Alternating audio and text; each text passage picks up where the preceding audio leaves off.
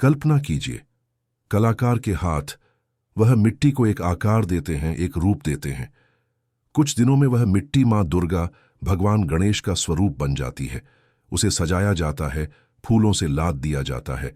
लाखों लोग उसके आगे नतमस्तक होते हैं, उसकी आरती उतारते हैं, उसके गीत गाते हैं।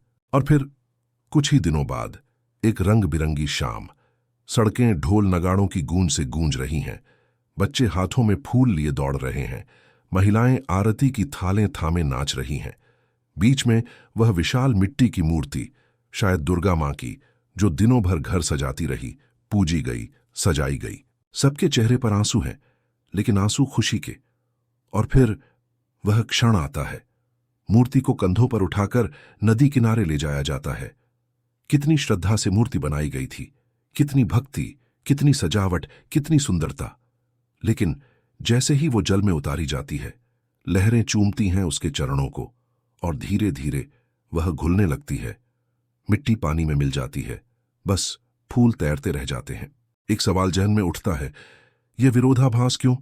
इतने प्यार, इतनी श्रद्धा, इतनी मेहनत से जिस मूर्ति को हमने बनाया, सजाया, पूजा, उसे ही नदी में क्यों बहा देते हैं? क्यों बनाते हैं प्रेम से और घोल देते हैं लहरों में? क्या यह सिर्फ रस्म है, या इसमें छिपा है जीवन का कोई गहरा राज? क्या यह कोई अंधविश्वास है, या इसके पीछे कोई गहरा, अनोखा राज छुपा है जो हमें जीवन का सबसे बड़ा सबक सिखाता है? आज हम इसी राज पर से पर्दा उठाएंगे, और हमारे साथी होंगे एक ऐसे मनीषी जिनकी दृष्टि अद्भुत थी, ओशो। हम समझेंगे कि कैसे ओशो ने मूर्ति विसर्जन को हिंदुओं की महानता कहा है। यह मिट्टी की मूर्ति सिर्फ मिट्टी नहीं है, यह एक प्रतीक है। यह 3 चीजों का प्रतीक है। सबसे पहला प्रतीक इसे माना गया है कि यह शरीर है। ठीक वैसे ही जैसे यह मूर्ति मिट्टी से बनी है, हमारा यह शरीर भी पंचतत्वों मिट्टी, पानी, अग्नि, वायु, आकाश से बना है। हम इस शरीर को सजाते हैं, पालते पोसते हैं, इसे मैं मान लेते हैं। लेकिन एक दिन यह शरीर भी इसी प्रकृति में विलीन हो जाएगा। विसर्जन हमें यह याद दिलाता है कि यह शरीर एक सुंदर क्षणभंगुर मूर्ति के समान है। समय आएगा जब हमें होशपूर्वक यह याद रखना होगा कि शरीर भी मिट्टी की ही प्रतिमा है।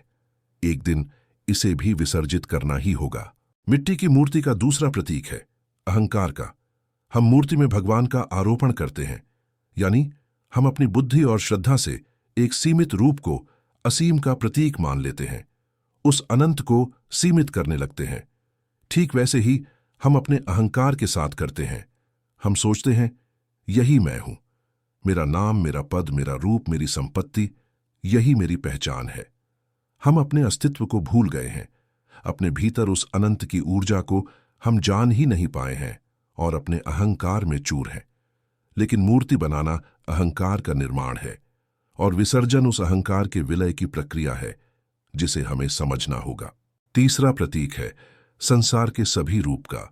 दुनिया की हर चीज, हमारे रिश्ते, हमारी सफलताएं, हमारी यादें, ये सब एक तरह की मूर्तियां हैं जो जन्म लेती हैं, कुछ समय रहती हैं और फिर अंत आ जाता है या खत्म हो जाती है।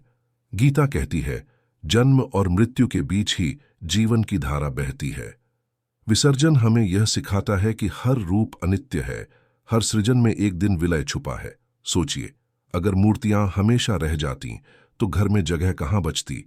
ठीक वैसे ही अगर हमारी हर चीज स्थायी हो जाती तो नया क्या आता? ओशो का नजरिया, रूप को निराकार की ओर ले जाने की घटना। ओशो इस पूरी प्रक्रिया को कितने अनूठे ढंग से देखते हैं। ओशो कहते हैं, हिंदू इस संबंध में बड़े कुशल हैं।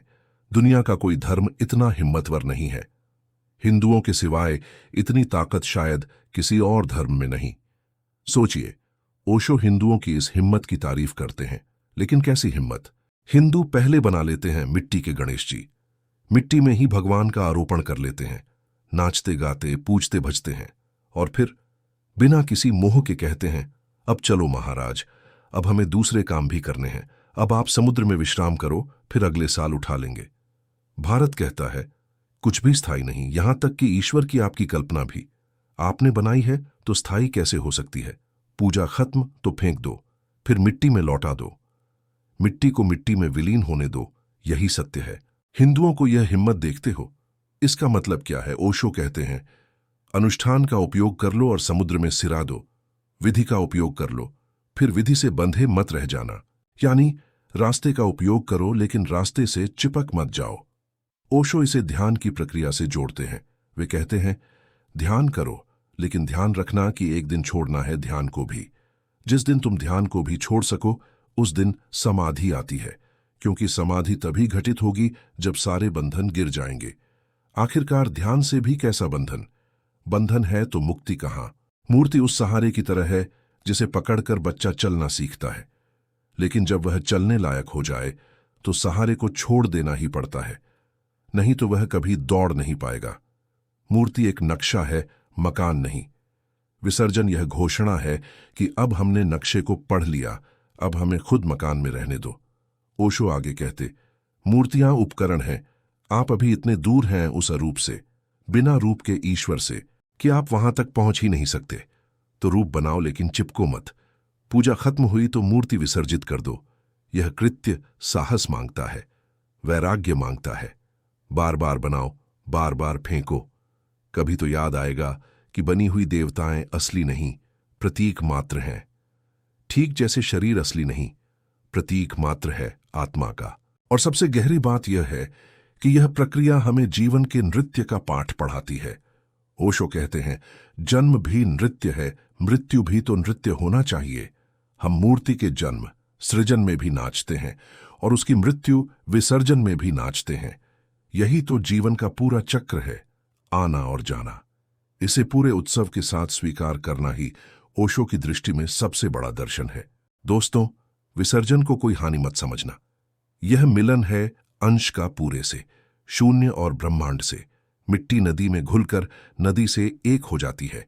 हम भी तो वही तरंगे हैं जो समुद्र से अलग लगती हैं, लेकिन हैं तो समुद्र ही।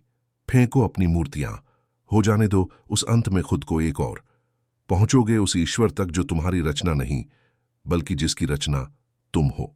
मूर्ति विसर्जन तो एक राज है। जीवन की लीला में नाचो, लेकिन अंत में घुल जाओ। गणेश जी, दुर्गा माँ, वे लौट कर आते हैं, क्योंकि वे कभी गए ही नहीं, बस रूप बदलते हैं। यह विस्तार है उनका।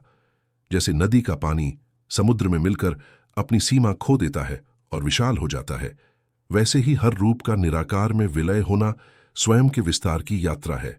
अब मैं आपको एक छोटे से ध्यान के लिए आमंत्रित करता हूं, उस मौन के क्षण के लिए जहां सभी शब्द, सभी रूप विलीन हो जाते हैं।